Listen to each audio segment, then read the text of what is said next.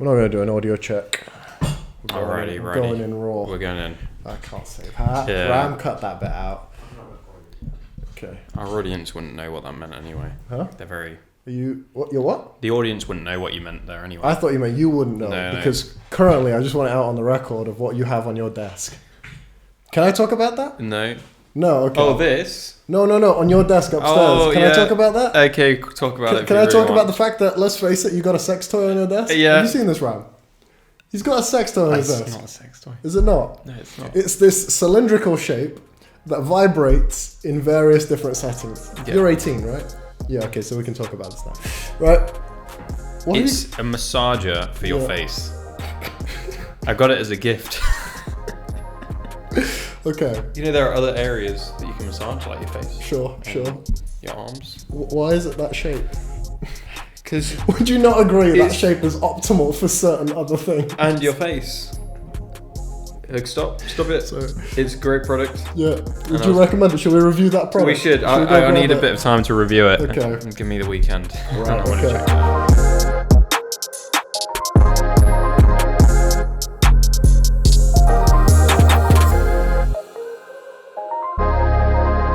Hi there, welcome to Director's Debrief, episode 34. Thank you, Ram, you're the best. 34. 34, dude. The big 3-4. Big 3-4. I don't know why it's relevant, but... I don't know, but it's quite a scary number as well. Is it? When I think of 34 as age, that's like, you're no longer early 30s, you're no longer mature, you veered into... Alright. Bordering mid-30s. Yeah, right? now life's Is serious. that a big number? I don't know, in my head it is. Really? Yeah, 35 and that, you're done. You're finished. Wow. Yeah, I'll regret saying that, obviously. I think you will, yeah. In just a few years. How old's your brother? 34. No, he's 31. 31. I don't think 30s are a big number. I think when you enter your 40s, you're like, okay. Like, I don't think you're allowed to have a midlife crisis until you're like in your 40s. Yeah. I've had like 4 already and I'm 26. Yeah. But, Only 4? right? When you get to my age, you'll know. Yeah. All right, cool. What have I got, 3 weeks? No, but the thing is, when you're 18, right? Yeah. 30 is ridiculously old. Sure. Right? Ram, is that true? Is 30 like ridiculous? If you see a 30-year-old, do you think they're old? Or do you think it's way off? Yeah, you think you've got a long... Like, you got a long time till you're 30, right? 13 years? Yeah. Do you think that's a long time? He's very wise for his age. Yeah. 35, 36, that's like 15, 16 years. Yeah. That's a bit old.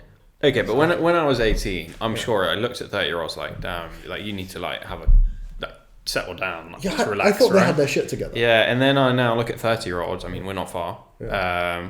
Still far enough, but not that just far. about. Yeah. Let's keep it. But yeah, and I'm just like, actually, no, this is too close. 40 is where it gets serious, or 35. Yeah. And we just keep upping it. And I'm sure like a 70-year-old's out there like, I haven't got my stuff together, but when I'm 80, boom, I'm there. I'm scared of that. Yeah. And did you ever hear about that Jeff Bezos thing, right? Where one of his reasons for setting up Amazon goes in tune with who we are, but one of his reasons was that he wanted to minimize the number of regrets he had by the time he was 80. Okay. So it was like regret minimization protocol is what he nerdily called it or whatever. Yeah. He even says that. He says that joke. And but then he's upped that to 90 now because he's like, actually 80 is not that far away and I've still got a lot of potential regrets. Okay, I have a question about that. Okay. It's not going to be that nice to Mr. Bezos. Okay. My question is, he is incredibly wise and incredibly intelligent. Hate him for all you like. I know you don't. I don't, because I know you're listening. But hate him for all you like. He's incredibly intelligent. But the late Steve Jobs said you can only connect the dots going backwards. And quite often when I hear him speak on earlier podcasts, earlier talk shows, earlier things, I get the feeling that he's connecting them forwards. And again, this kind of goes against some other stuff that I've read. Is he... When he looks back, when he reflects back and goes, yeah, back, like, when did he say that? Did he say that before he started Amazon or after? He said that after, yeah. Right, so do you think he's looking back in retrospect and almost glamorizing it more than it actually was? Potentially, but I mean, some of the stuff that he says is like, the reason he joined the internet was because he saw an article that said the internet was growing by 1,000% or something. It's like, well, I better do well there. I'm going to get involved. I see your point. I've watched a lot of Bezos' videos and Steve Jobs and stuff, and it's just interesting to hear what they actually think rather than hearsay. It's Yeah. like, oh, a billionaire doesn't care about people, doesn't know what he's doing, he got lucky or whatever. Yeah. And in the early days, I really like watching his ones from like the 90s where Amazon was big, but not that big. And he had hair. Yeah, a little bit of hair. Although I think he looks a lot cooler now. Yeah. Yeah. Fucking Jack Robot, bald, walking around tweeting at Leonardo DiCaprio. Yeah. He's doing all right. So, exactly. And he mentions a lot about where he wants to be. Yeah. But he projects them going forward by focusing on things that he thinks will set him up for success in the future. Okay. So he talks about if Amazon is as customer centric as it can be in this moment, it will head in the right direction. So he puts a lot of emphasis on intuition, that if I get these foundational things right, stuff will come together. It doesn't come automatically, but we'll head in the right direction. And I mean, we can only really go by proof that has been a success story for Amazon. Okay. Awesome. Back. Boom. Yeah. So to Bezos, right? Yeah. He was very good at looking at intuition and going from there. So I don't know if he's trying to connect the dots going forward, but he's trying to vision a future. Yeah. And what people want. He's good at that. Yeah, I mean, something he really said that I loved, obviously, is that he goes, look, you can't predict the future. You can never predict the future. And he openly says that. But he goes, what you can predict are things that aren't going to change. And for Amazon, he said this 20 years ago, 15 years ago, he said that I could predict that people weren't going to want goods or their products later than they already get, or they didn't want to wait a longer time. Yeah. So he said that on Amazon, they need to make things more efficient. People aren't suddenly going to want things to be more expensive. So how can we make our pricing more competitive? Continuous evolution of that. And other things that he said, that people love good customer service. No one's going to wake up and go, actually, I don't care about good customer service. I want a poor experience. Yeah. And that helps you shape the future.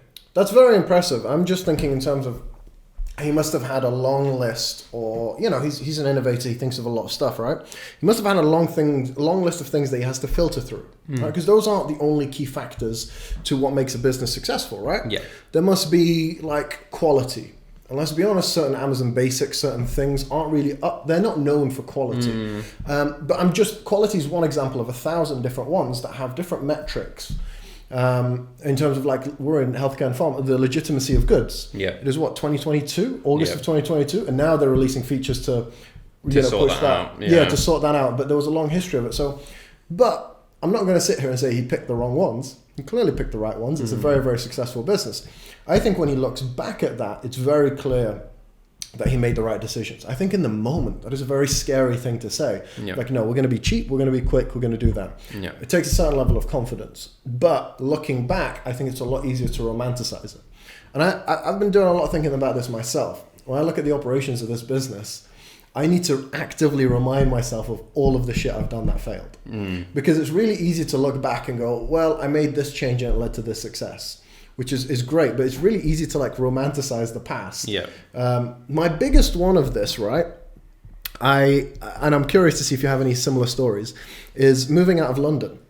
Right, when I talk about wanting to move out of London, or when I think about it, it all to me sounds like this romantic, perfectly executed dream. Right. Like, I needed to leave, and I needed to... It wasn't for you. It wasn't for me. I came here and I looked for something that was for me, X, Y, Z, whatever. In actual fact, I was at a breaking point where I was just completely unhappy and I needed a change. Yeah. I didn't know what the change was, but Sure. that's not how I think. I think I needed the change. Yeah.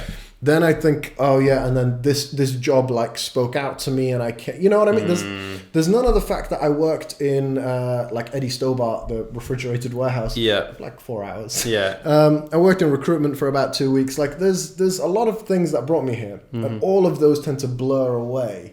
Have you ever had that? Like, when you look back and you... Oh, of course. Like, it's that whole thing again, connecting the dots going backwards. You're like, oh, that's why you left that job to do this. Yeah, that's yeah. why you made that decision to take that interview over another interview. There's a lot that goes in. Yeah, it's so easy to do that.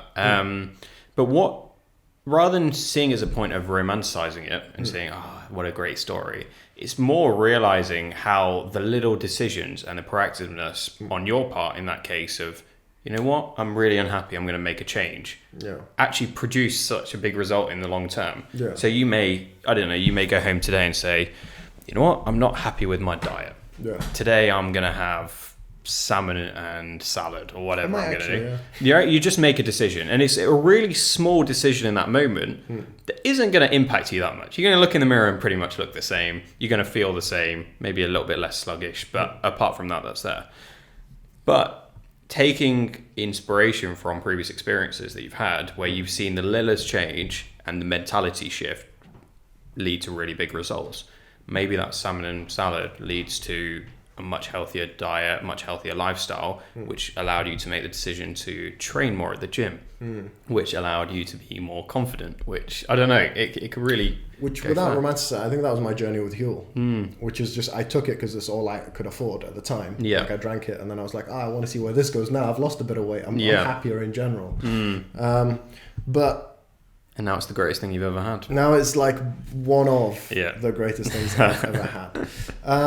But the reason why I'm romanticizing. The reason why I'm thinking about this is me and Ollie had a strategy meeting last night, and you split that board just over there in half, and you wrote all of the things that we know we need to be better at, and we're not, and all the things we are really good at.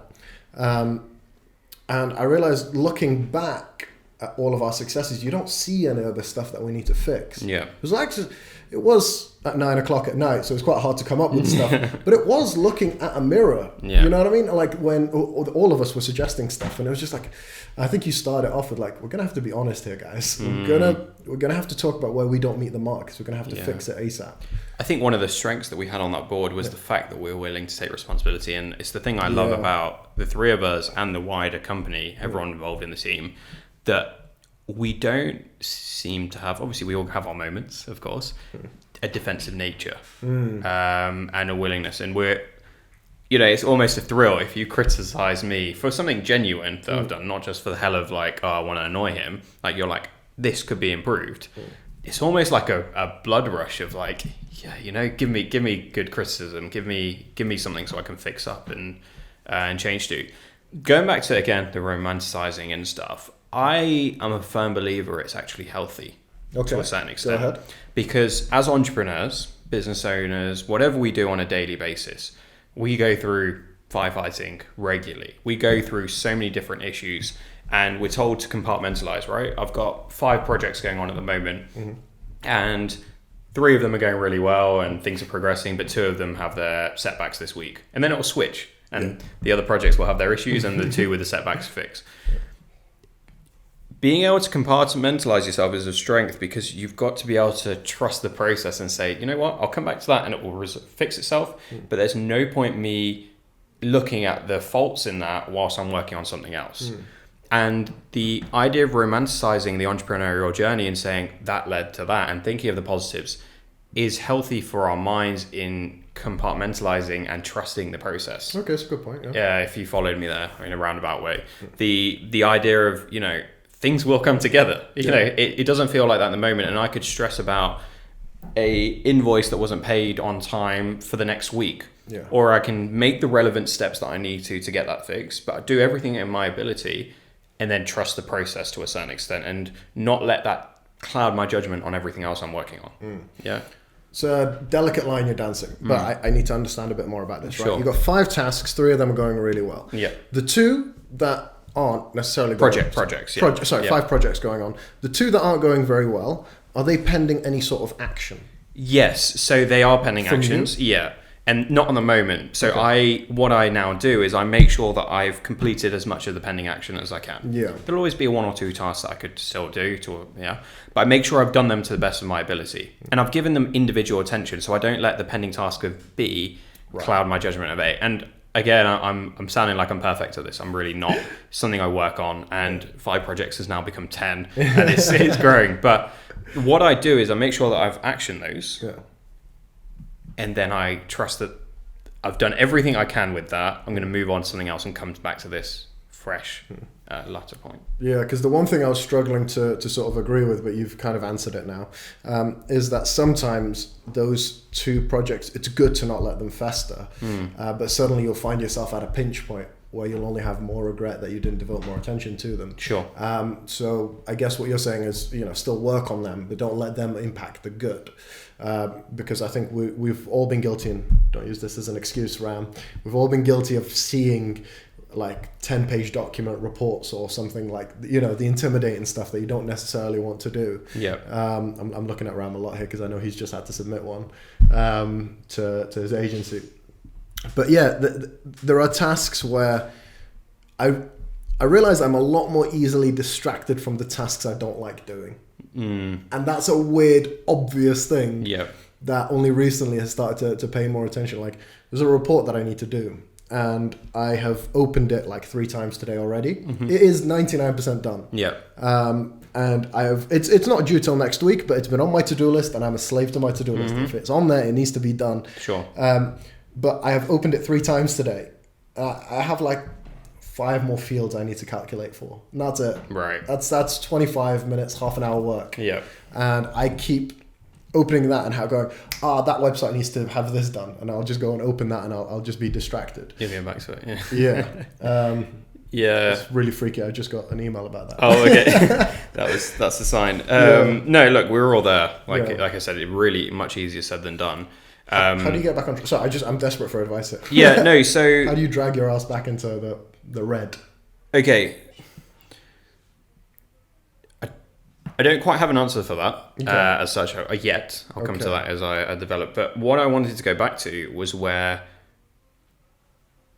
if you let one task that needs your attention affect the good, you're constantly playing catch up, where you're moving from the good stuff and devoting all your attention to the bad stuff, fixing that up, which is fine, it needs your attention, but you're continuously then using your brain power when it doesn't need your attention. When you completed the task on that side, which takes your attention from the other 3 projects, and that lets them naturally, as life does, fall into the red and fall into the pending tasks, stuff not getting done on time, and so on. So there's no magical answer to it. It's just discipline and realizing what you can delegate. From a certain task. Yeah. That's very interesting that you said that, because all too often I've caught myself thinking this a few times of, I just didn't get enough done. And then I'll sit down I have a little corner section, office section to my flat, and I'll sit down and open my laptop and go, right, I need to crack on so I can catch up. Yeah. And I'll sit there for 5 minutes going, I actually don't have that much, because I've been fixating on the 2 tasks rather than the other 3 that are going well. Yeah. Projects, sorry. So I've caught myself doing that quite a few times. Of just like never feeling like you're going to catch up. You get enough. The thing that we're both culprits for is, so say you've got a task, you can segment that. So you've got a project, and then you've got 4 tasks. Some of the tasks you have to do yourself completely, but on the whole, there are some there that require some of your brain power. I mean, we've spoken to this week about, you're there thinking, what do I do here? Oh crap, this isn't quite where I want it to be. Bring in the experts, bring in the people. We have the resource here. If we don't go out and let's bring in that expertise. But the last thing you want to do is occupy too much of your brain time for something you're not able to dedicate full time to. Yeah. The other thing, is there anything else on that topic you wanted to cover? No, that's cool. Okay. That was great talking to you about that. The next thing, before that, when we were doing an audio check, I asked Ash to sit in my place and pretend to be me, and he made F1 related noises. Yeah. But there is actually something that's happening in the F1 sphere that I found really interesting. Okay. I kind of want to talk about it because it's all to do with contract negotiations. There are 2 teams at play here. One driver moved from one team to another. Now, Team A has a vacant seat, and they have a contract with a reserve driver. And they just assumed, like any kid's dreams, that he'd want to join their team. They tried to call him, he didn't pick up the phone. So they announced on Twitter that he'll be driving for them next year. Right. 2 hours later, he posts on his Twitter going, without my agreement. So this is to do with the Alpine Formula 1 team and Oscar Piastri. Oscar Piastri tweets going, without my consent, this team has declared that I'm driving for them. I will not be driving for them. I don't have a contract with them. Right. And so then It's apparently because he is in contract negotiations with another team to steal Daniel Ricciardo's seat from McLaren. Right. And I use the word steal because I like Daniel Ricciardo, but it would actually make a lot of sense. But there's a lot of public feud happening here. There's a lot of elements not cool. Mm-hmm. First of all, Alpine declared it without contacting him. Okay. Then he publicly shamed them and went, no, I'm not driving for you guys. Does that not taint his entire reputation? Yeah. Even if you're the original team who wanted him to drive for you, would you still... This is where I want to ask you as a manager, right? Yeah. Let's say that you're in this position and I'm the driver, right? And I publicly went, no, I don't work for World Products. Yeah. And then you're now desperate for a person in my position. Wouldn't you still just not hire me? Yeah. Am I taking this... Because you're very good at telling me, Sam, you're taking it too personally. You need to peg it down. Yeah. But in my mind, I'm like, no, fuck that kid. He's a really good driver. But I would never... Okay, so in this, just to break down that story, right? Yeah. That you have... So you say you're currently working with us. Yeah. You're currently doing anything, but publicly you denounce that you're working for us, right? Yeah, let's say I'm working in a junior position. Yeah. And you need to bring someone else to the board. Yeah. Right? So one of your board members leaves. Yeah. And you just assumed, because I've been here for so long, you tried to call me to offer me the position. Yeah. I didn't answer, but you just assumed I would take that position on the board. Mm-hmm. And I went, no, I'm not doing that. I'm going to work for this company. Okay. And then that company rejects me. Yeah. Would you still take me back? No, well, no, this is where you're not necessarily taking it too personally. You've got to look at the reasons why that person did that in the first place. Yeah. Why would you have given them the position on the board? Loyalty, experience, time at the company, right? Skill. Yeah, he's the proven skill himself. to get to... You don't just get... It's not just skill, right? It's everything about the brand. Yeah. Because if it was just skill, then it would be a no-brainer to say, yeah, come on board. Yeah. But what he's done is he's actually shown that there's no loyalty there. Yeah. I don't know what he would have said to the company itself or limited loyalty. The fact is he's not associated with that. You know, he doesn't care for the reputation of that company. Yeah. Yeah, I would... Yeah, that's a tough one. Yeah. I don't think I would hire him. But like loads of the tweets on Twitter, because Twitter suddenly becomes a discussion board. And this is actually where I don't want to tell you, but I've been using Twitter. Oh no, I just got really happy. Just to catch up a little bit on what's happening on F1. Because that's where everyone's talking about it. It's where they're talking about everything. Yeah, annoyingly, that's becoming more and more apparent. But a lot of people are saying, well, why did he have to be so public about it? Couldn't he just call them? Because apparently the reason why they made the announcement is because they couldn't get hold of him. Yeah. So they could have just called him back. That one? Yeah, it's a terrible camera anyway. But to be honest with you, Ash has a meeting in 4 minutes. Yes, so we better wrap this up. Yeah. Brilliant. Yep. But yeah, it's been a pleasure talking. Likewise. Few different avenues. What I want to go into more next time is negotiations, bargaining, and contracts. Ram. That is an episode there. Yeah. And I was hoping we go there. And because even on a small scale, how little bargaining aspects in your daily life can impact bigger deals and so on. And why it's really important, I think we, and the kind of the amount that goes into it, it's not superficial bargaining. It's not, give me a better deal. There's a lot of thought process goes behind it, a lot of power play, and so on. So it'll be really interesting to see. I went to a training event to train in the art of negotiation. Really? Yeah, there was an exercise where you were competing, a really cool exercise where you're competing, and who can negotiate better. You're given a series of demands, the other person's given a series of like services, and you have to see who comes out with the better deal. Tune in next week to find out how I did. Yeah. I got my ass handed to me. Okay. I think the points was out of like, there was 800 points on the table. I think it was like 700 to 100 to me. Yeah. I got my ass handed to me in that. So, but for anyone watching out there, he's changed. Dude, this was like 5 years ago. He's a Rottweiler now. I remember his name. I'm going back to meet him. Yeah. Yeah. Oh, I really want to... These courses sound good, though. It was really Would you good recommend fun. it? Highly. Yeah. Highly. We'll talk about it in the next episode. Sounds good. Highly recommend it. All right. Well, it's been a pleasure. Thanks for Likewise. listening to episode 34. I'll remember that one. And if you liked it, please don't forget to subscribe, do whatever you got to do. Give us a follow on Instagram, wherever you are. And we'll see you next time. Take care.